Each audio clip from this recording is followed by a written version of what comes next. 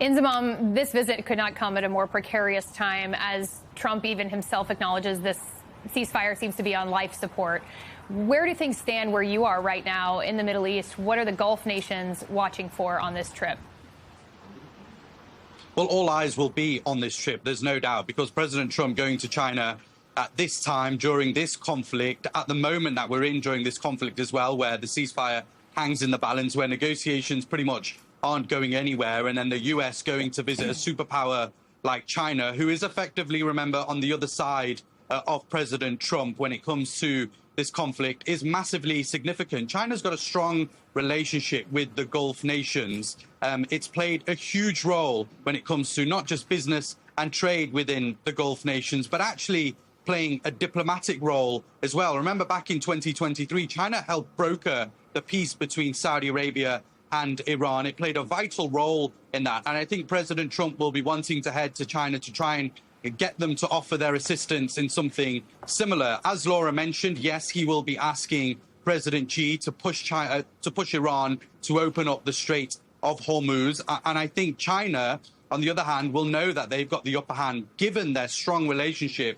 with Iran, given their strong economic ties with Iran, especially around the Strait of Hormuz. They will know that they will have the upper hand when it comes to applying some of that pressure onto Iran. I think that's hugely important, because then in response, President Trump can get, President Xi will be able to get something out of President Trump if he does him a bit of a favor by pushing to reopen the Strait of Hormuz. But look, right now, I think all eyes on the Gulf will be directly on this visit, because the Gulf nations in particular don't have much hope for Pakistan to broker this deal between Iran and the US. They don't have much faith in a small country like Pakistan to enable this to happen, despite all their efforts, despite the work that they put in to get the two sides in a meeting room. Obviously, that's not happened for a second time as of yet. And as we mentioned, those negotiations haven't been going well as of late. So I think the Gulf nations will be hoping that China can potentially step in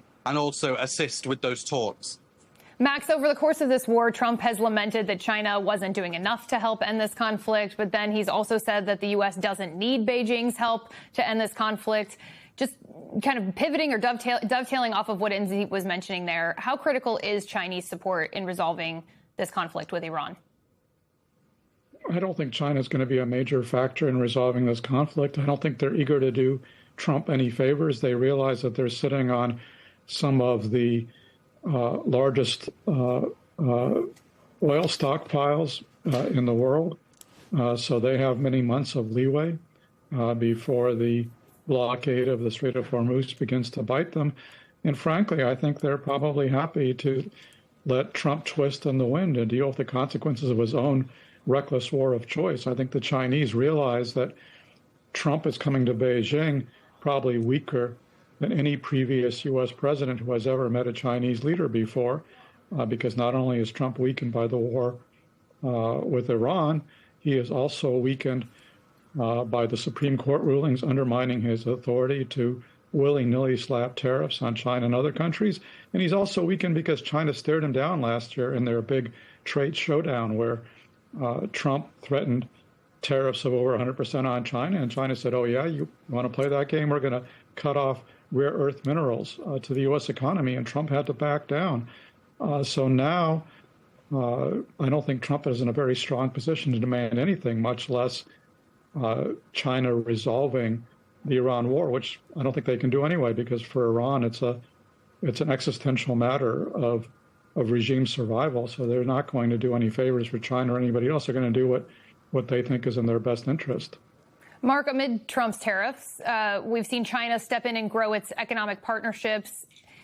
It does have its own economic perils as well, but is America's geopolitical and economic influence waning? Is it on the decline? And is China's on the rise? Is that an accurate forecast? Short answer, yes. And I'll double down on Max's remarks. For the Chinese, it's a situation of never interrupt your enemy while they're making a mistake.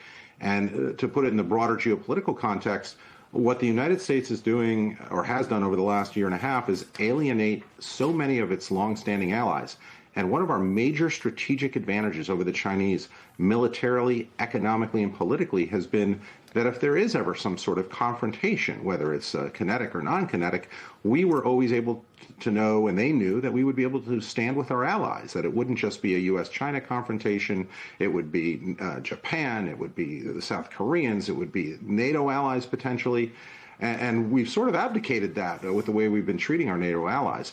The other place, and this is where the Chinese have really been taking advantage of the situation, is in our unilateral disarmament of many of our weapons of soft power, whether we're talking about USAID, Voice of America, Radio Free Europe, Radio Free Asia. The Chinese are stepping in where there is no longer a U.S. narrative or capability for the U.S. to take action. And I'm extremely worried about this both in the short term for the summit, but also over the long term in terms of Chinese ability to influence and persuade others around the world. Laura, let's talk for a moment about how Americans are perceiving all of this. Trump is overseas as he faces tough political problems here at home. Inflation has risen to its highest levels in 3 years. Gas is at about $4.51 a gallon, and Americans are feeling it. Listen. Red meat, avoiding. I'll get maybe the chicken drumsticks when they're 99 cents on sale. We're a 5-member family, you know, we have 3 kids, so life is hard. We just got to kind of just bite down and take this hit.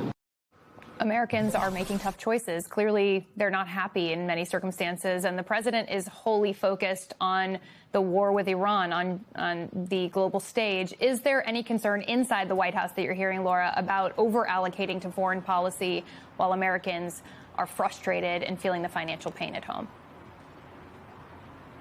Well, there was concern even prior to the president launching this war against Iran, with the president's focus on many international and overseas interactions and being focused on other countries and his foreign policy agenda. But yes, when it comes to the upcoming midterms, when it comes to voters, are people in and around the White House and close to the president concerned about the way voters are viewing the economy and that now the president is underwater on it? Yes, they are. But the president himself has said over and over again, and said it as he was heading to this to Beijing. He said that he believes that the increasing cost of gas, the increasing cost of oil per barrel is a small cost to pay for Americans, because ultimately his end goal here, which again is looming over the summit, is to make sure that Iran doesn't have a nuclear weapon. Now, of course, the U.S. is not necessarily any closer to that. All of those goalposts that the president set for this war, we haven't seen any tangible results on to date, and we're nearing the 3rd month of the war. Ariel. So, Mark, to that end, there's been new MS Now reporting that Iran has regained access to 30 out of its 33 missile sites along the Strait of Hormuz, and that 70% of the country's pre-war missile stockpile also remain operational. That's diverging from what Trump has been saying. He's claimed that the capabilities have been decimated. Where do you believe the disconnect is here? And how concerned are you that Tehran maintains this kind of military prowess? Well, this has been one of the issues that's been ongoing since the beginning of the war. Even if we were successful tactically or operationally taking out Iranian military capability here and there, it did not mean we would necessarily end up in a stronger position, and we haven't. But now, if this reporting is accurate and there are intelligence community assessments that the Iranians have actually been able to keep that military capability, then it puts the entire rationale, not just the rationale, but the way we went about the war in doubt. I really think there needs to be a direct set of hearings on the Iran war, not just the budget hearings that we've seen this week or the authorization hearings we saw a couple of weeks ago. But Congress has to dig deeply into this, because if we don't start understanding what went wrong, then we're never going to understand how to fix it. And that is a huge concern for me.